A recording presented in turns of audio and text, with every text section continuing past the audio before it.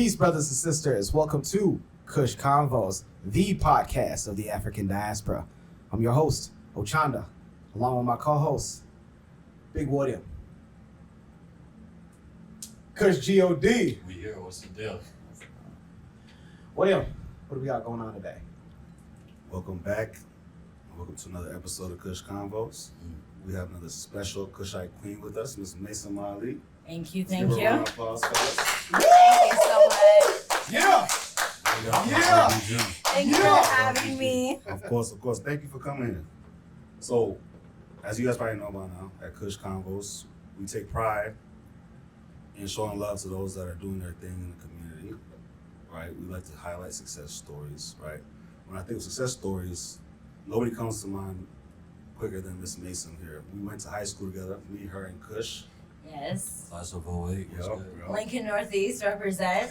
Yeah. Hey, Go Rockets. I'm gonna need a wall of fame or something like Right. that. We all Y'all three get of us too much- need it. Yeah. Y'all getting too much shout outs right now. Right?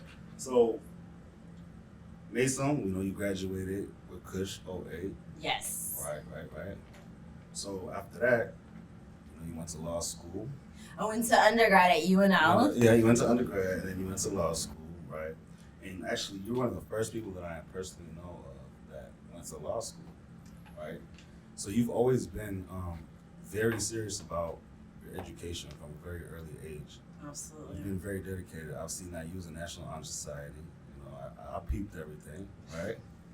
So what gave you that drive, like to not only go to law school but complete and continue to go on in your life?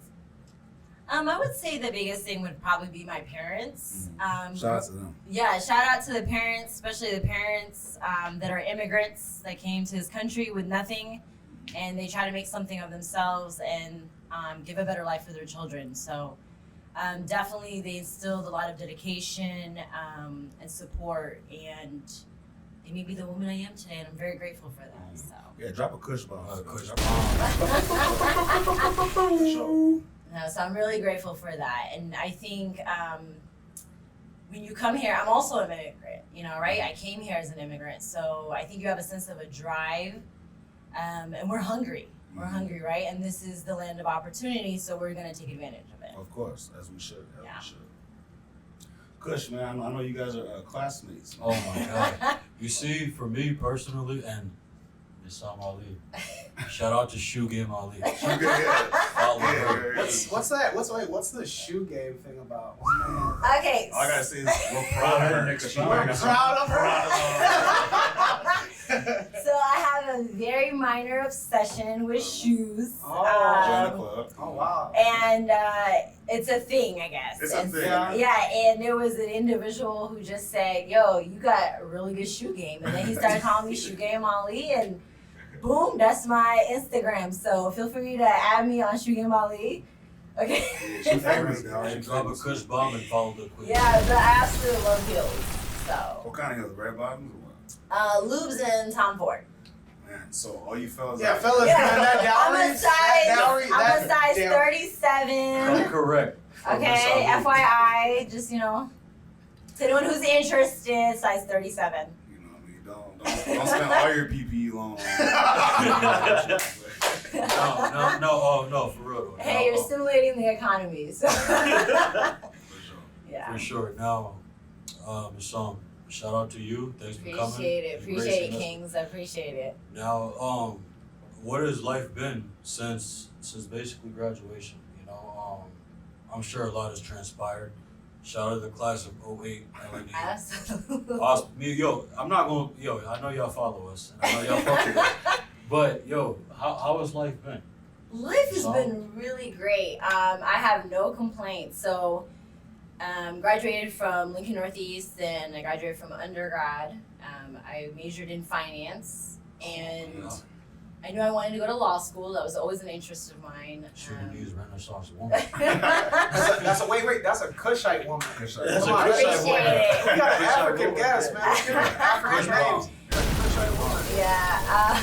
So I was really into policy and regulation. That was definitely an interest of mine in undergrad, and so I definitely wanted to keep that up once I went to law school. So I went to CU Boulder for law school. Shout out to Boulder. Shout Yeah. Oh my God. And then the summer before my 3L year, I interned law clerking, whichever way you want to word it, for the State Department in Geneva, Switzerland. And So that's that- good chocolate out there? best chocolate I ever had, honestly. But that experience really made me want to go into public service. And so I definitely always wanted to do that. And that's what I wanted to spend the rest of my life doing. And I think that position really honed in on that.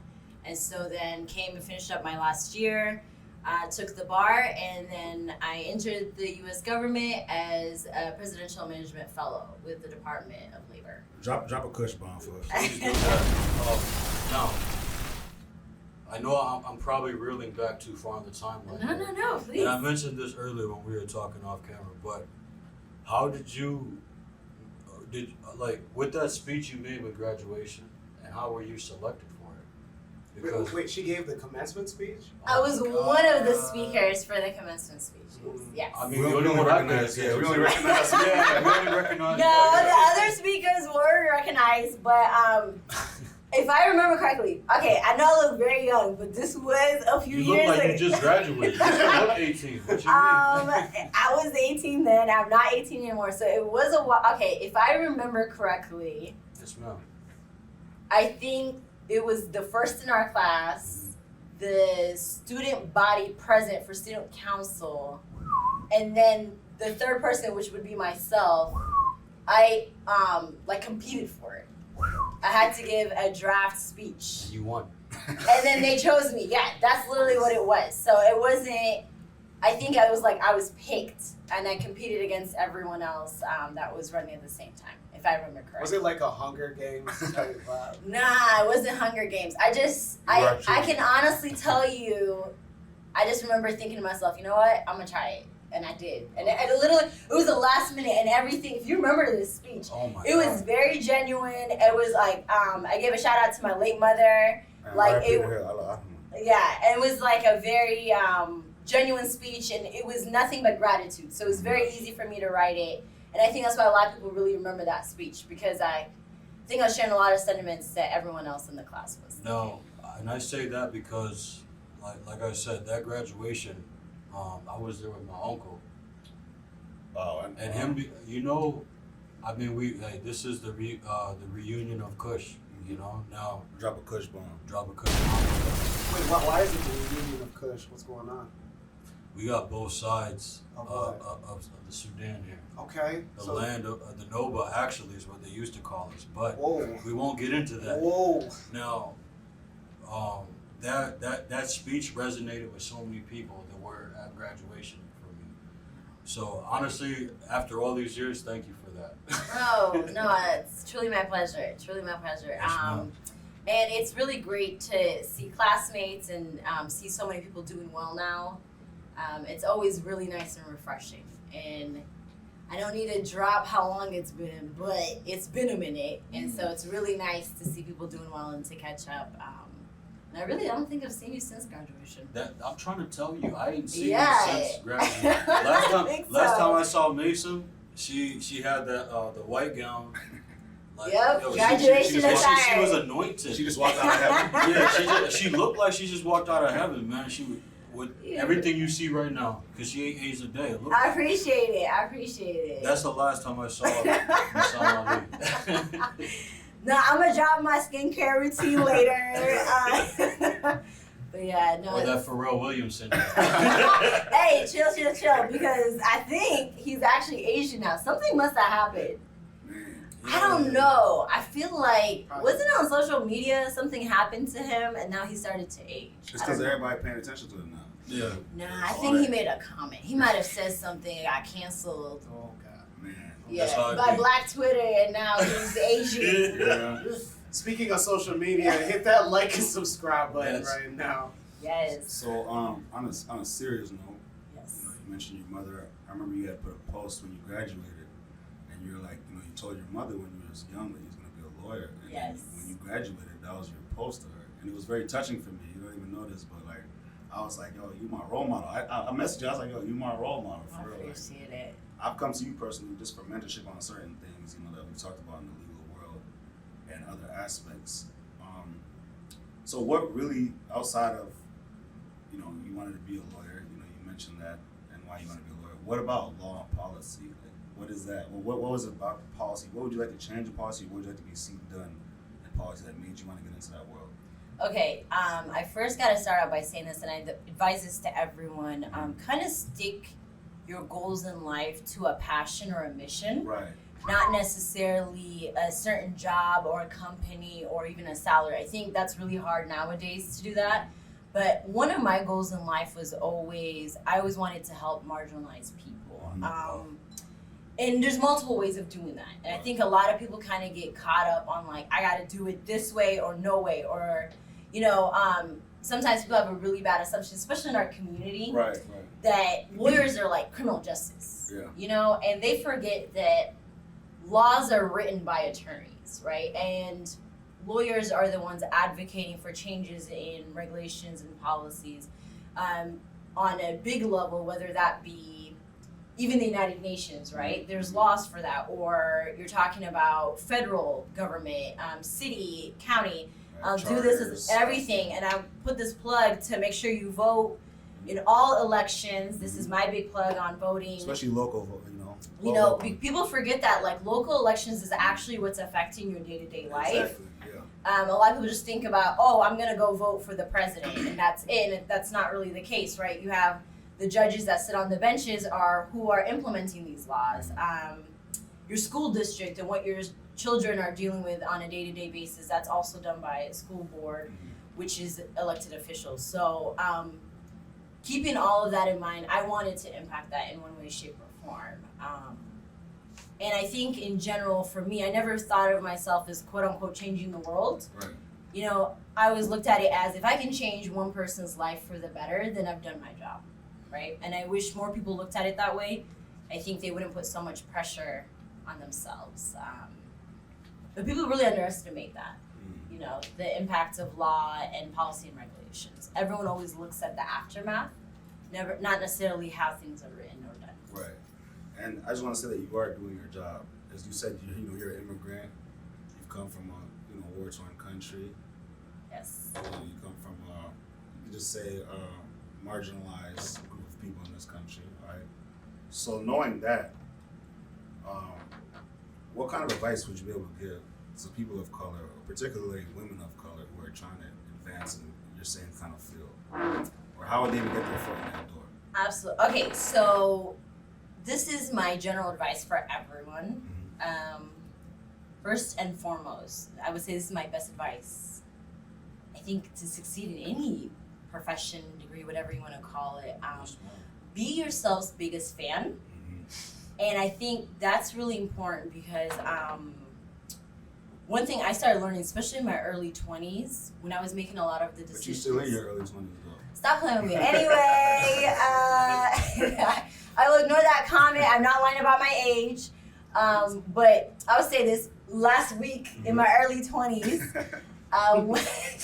One thing that I quickly learned is a lot of people will project when you ask for advice, right? So we have this big push on mentorship and, advising other people. And I think that's great, right? But a lot of people do project.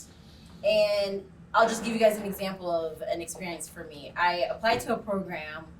It's very competitive. And I ended up connecting with another person to give me advice about the program. And right away, she was giving me advice. And then she was like, you're not going to get it the first time. Right?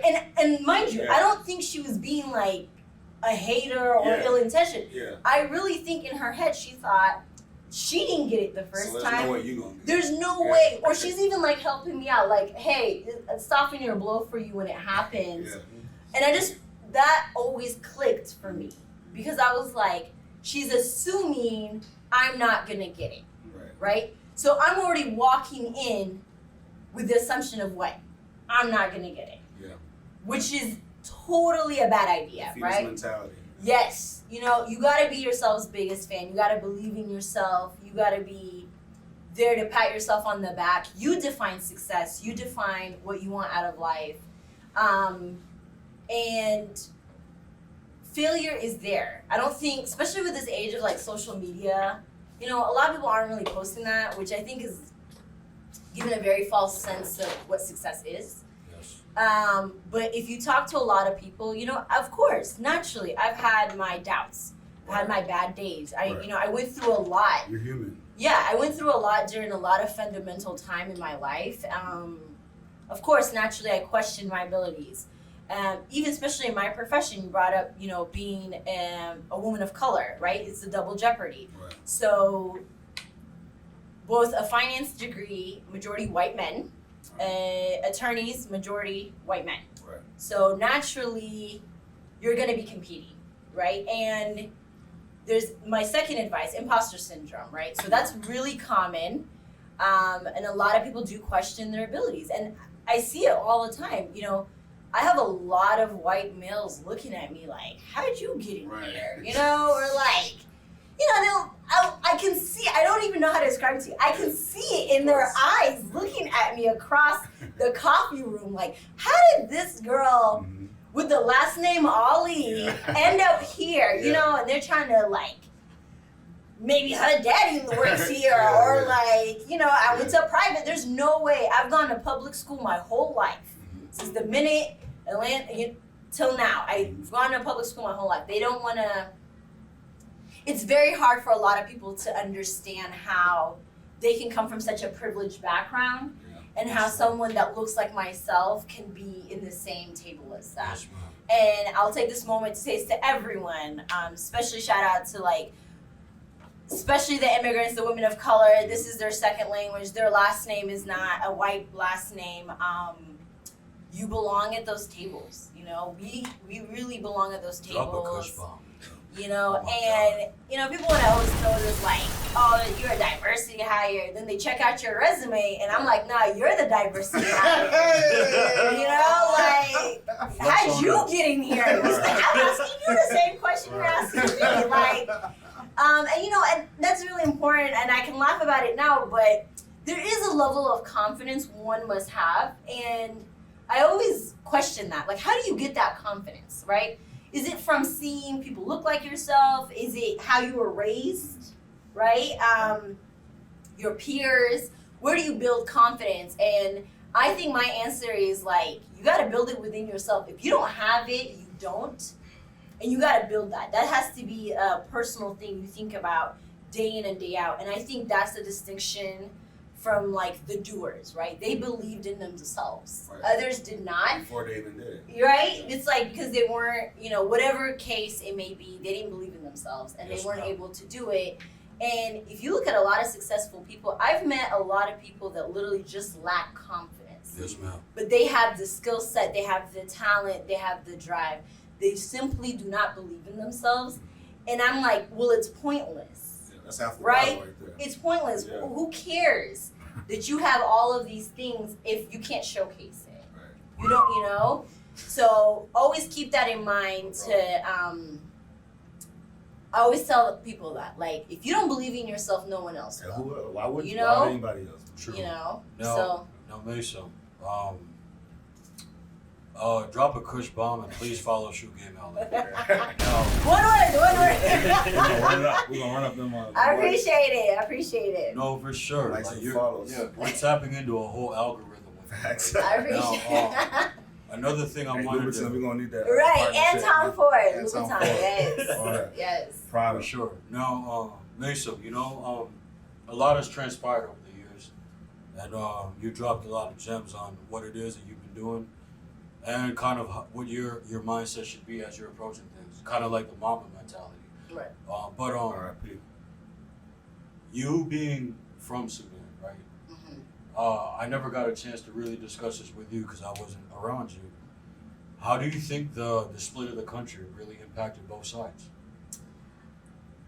I don't think we have enough time for me to That's a discuss deep question. everything. That's a Yeah, very it's a deep deep question. There's a lot of factors in history, but I can simply say this. Yes, ma'am.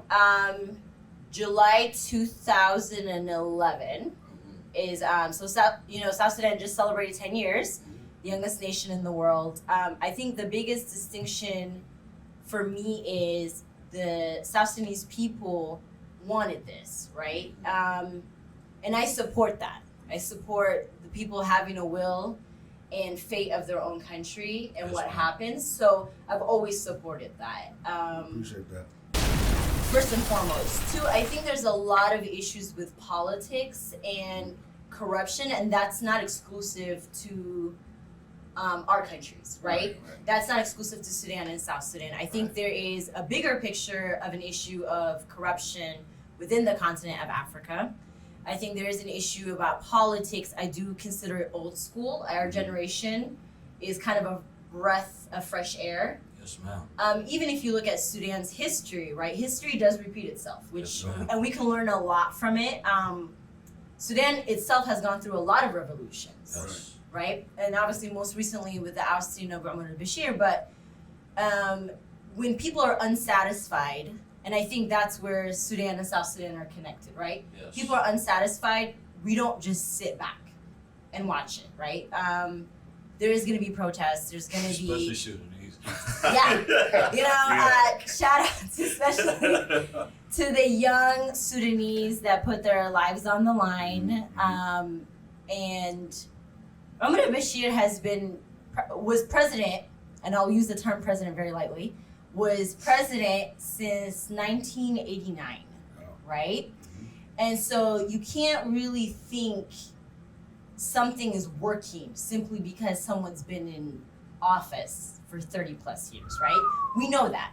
And so I support democracy, and I support votes, and if people are unsatisfied, including the Sunnis and South Sudanese people, we are, in my eyes, sisters, right? We're neighbors, and I'm your brother, though. Sudan and South Sudan, at the end of the day, are still sisters, and we're neighbors. And the same blood runs through both of us in the sense of what? Kush We were bond. unhappy with something, Yes. and we tried to change it, Yes, ma'am. right? And so I wish nothing but success and happiness and prosperity and peace for the South Sudanese people. Yes. And I'm sure I can speak on behalf of the Sudanese as a neighbor and as a sister. So I have two things. That was a lot, man. And thank you so much. Absolutely. That was very gracefully delivered. You might have to run for some kind of office. Hey, this might make it somewhere if I do run. So I'm that's what we voting do for here. shoe game on Thank you. So two things. Me and her were kind of talking off camera about the protest because we were communicating during that time because I just wanted to pick her brain and see how she felt about everything that was going on. Because, as much as, a lot of people don't like Omar al-Bashir, there's people that, whatever, support him or whatever. So during the protests, I seen a lot of Sudanese youth holding like the South Sudan flag, right, and holding up pictures of John Gutting. And it blew my mind at first because I was confused. I was like, I don't get it. Is this a troll or what's going on? But then they kind of spoke more on it. And they're like, yeah, we're understanding that the only reason like the separation, I'm not going to just say it's just Omar al-Bashir because there's been presidents from was Al-Mahdi, was Numeri, Sawad al-Dahab, whoever. There's been a consistent policy, all right, that has been carried out. But I do believe that the people of Sudan and South Sudan, like you said, we share the same blood. We are one and the same. We just live in two countries now because of political differences. Right? So I think that there's a shift now happening where the youth are understanding that hey, we are not enemies to each other. Like we are not enemies because we speak a different tongue or we have a different religion. Because that's what has been told to us all the years. Like this is a religious war. This is a racial war. When at the same time, it's just really a war. It's a corruption war. Like, it's about oil. It's about resources, and that happens in each and every country. Right. So shout out to the youth of Sudan for understanding this. Things take time. We understand. I think on our end, there's with the older generation, there's that bitterness because you can't disqualify people's experiences. But I think for us, the younger generation, we're trying to figure out how we can bridge that gap. Drop a Kush bomb. Yeah, how we can. When I say unify, I'm talking about economically. You need partners. No country's an island. Right. So you need your neighbors. It's not. Absolutely. It doesn't make any sense for you to be at war with your neighbors. That doesn't benefit anybody. So shout out to them, and I want to specifically shout out during the protests. Sudanese women play a huge yes, role. I was about to say that Huge about, role. and I will definitely shout out to that. Roughly from the protests, it's about 60 to 70% of the protesters in Sudan were women. But I will also add this: we were included in the protest team, but not in the negotiations, which is another issue, right? Sudanese women really are the front of the protesting and the changes in Sudan. But unfortunately now, if you were to go to Sudan and ask, a lot of women have been cut out from the negotiations and everything that has been what Sudan is now post Omar al-Bashir.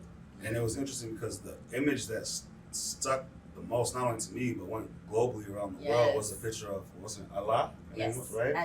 Allah. I don't know how to say her last name, but the way my tongue is set up in South Sudan, I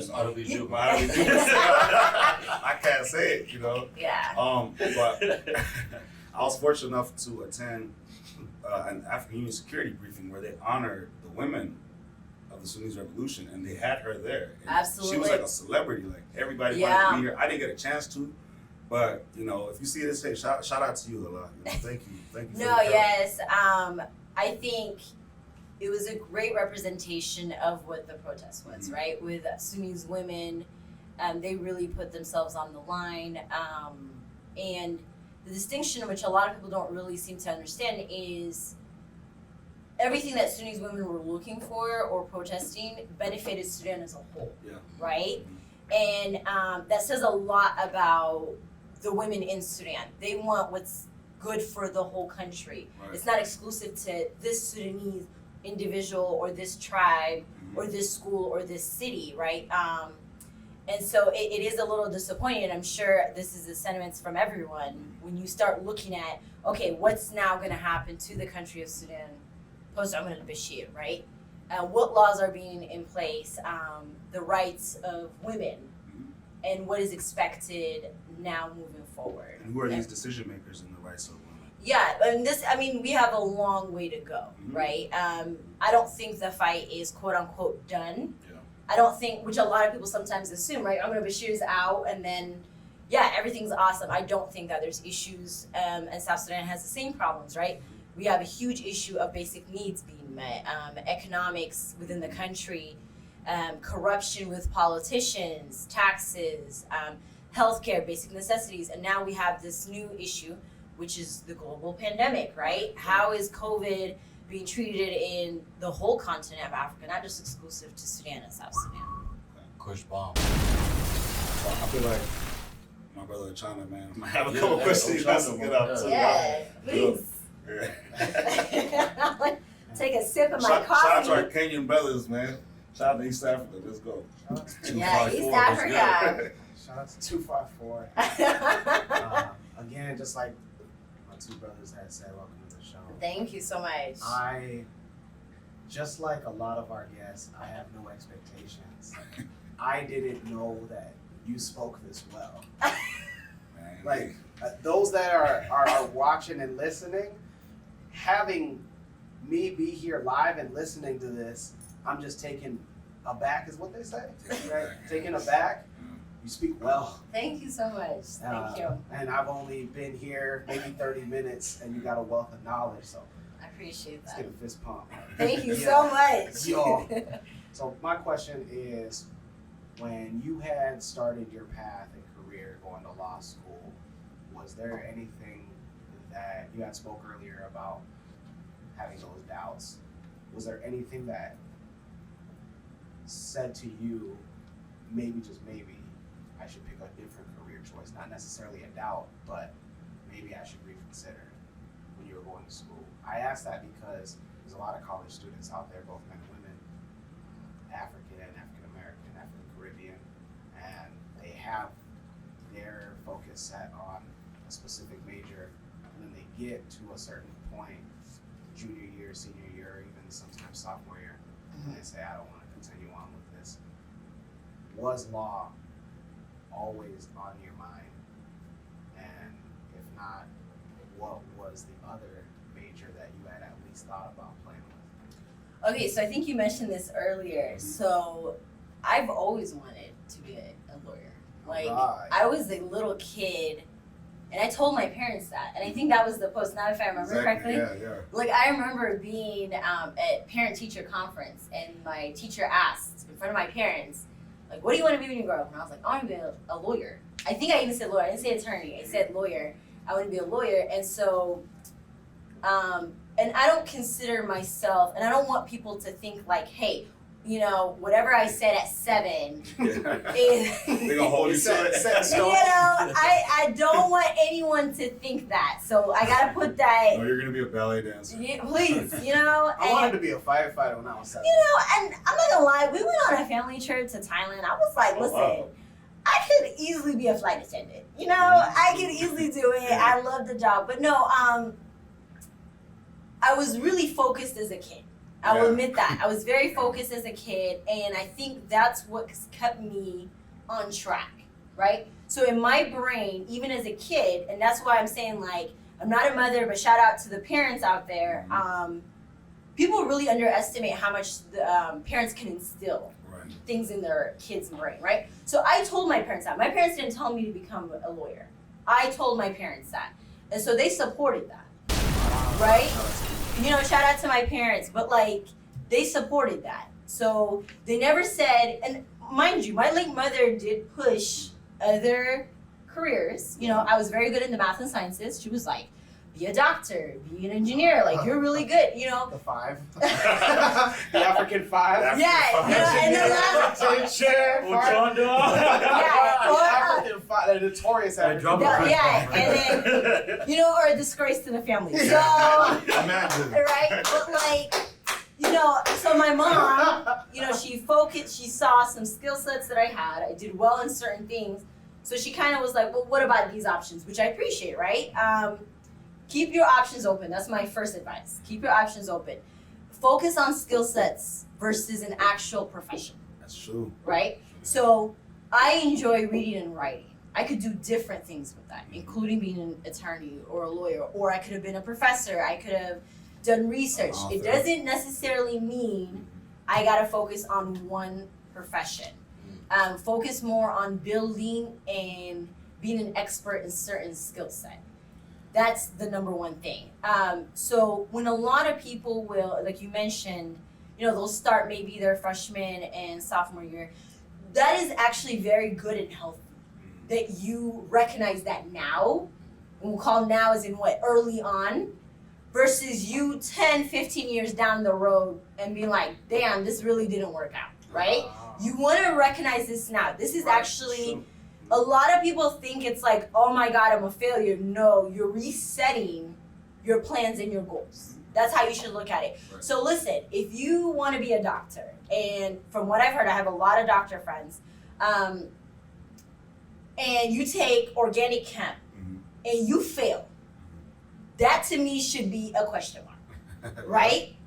Because even if you're not a good chemist, right, or that you're not the best student, this is what's expected in your career moving forward. Right. And this is how even the regulation of they're cutting out people for who want to be doctors. Right. And that's healthy. We want that in our society, right? You want We the don't best want doctors, we don't want anybody and everybody to be a doctor. That's healthy. I don't want anyone to be my surgeon who got a D in organic chem. I don't. I don't know about y'all. I don't, right? Goofball Jamal. You need to be Right. compensated. Whoa, So- what about Goofball Tanner? We don't want You know, and yeah, right, you're right. Or the Goofball and shout out It to just- all it just our ain't rhyme. frontline workers during the pandemic. pandemic. But that's healthy, and I think that's very important to keep that in mind. And some people, I'll also add this, and that's something I struggled with as well. Is it really a failure, or are you being tested on how bad you want something? Right? Yeah. Sometimes I know I went through that as well, Yeah, right? for sure. And that's normal. So I never, in my mind, said I didn't want to be a lawyer anymore. Yeah. I focused on my skill sets, and I said no matter what, whatever skill I obtained in undergrad as a finance major and whatever skills I obtained in law school, whatever that was, I was gonna have a fulfilling life. And I think that's what I never looked at myself as I'm gonna fail. Right. Whatever I was gonna do was gonna be the best I can do at the time, and I would always work towards a goal. And I think a lot of people, especially nowadays, they give up way too easily. Yeah. You know what I'm saying? They really do, and all you need is like the size of a mustard seed. That's all you really need, and you can do it. And that's like my advice to everyone. If this is something you really want to do, so even the people, and I made the joke about the organic chem, right? Yeah, the chemists are gonna come. Yeah, but look, now if you really want to be a doctor, To the professors of chemistry, right? And this is still something you can fix. And that's why I made the joke, but this is still a point.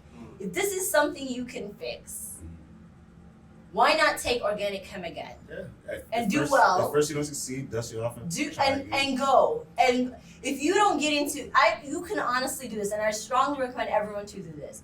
I have talked to my doctors, and some of the most successful doctors I've ever had or have met, they have failed, right?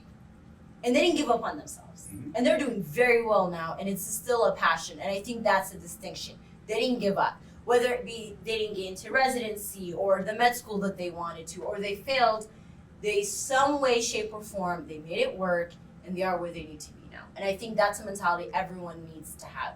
You will end up where you need to be. Right? You don't give up. As long as you don't give up. For sure. No, go ahead, my brother. So, man, you just basically provided a mentorship class. And for free $99. That's the crazy part. Like, I'm out here. No, I'm just joking. Nothing free, but, No, I'm happy to help. I'm really happy to help. Speaking of mentorship, you actually have a mentorship program where you mentor other aspiring lawyers of color. Would you like to talk a little bit more about that? Absolutely. So, shout out to the National Bar Association Young Lawyers By the Division. way, she has nominated her as top 40 under 40. And Go vote for her, selected. please. No, selected and won 40 under 40. Booked and busy. Let's get it. Drop a Kush bomb. But yes, shout out to Wow, I see you. so shout out to the National Bar Association, and shout out to the National Bar Association Young Lawyers Division.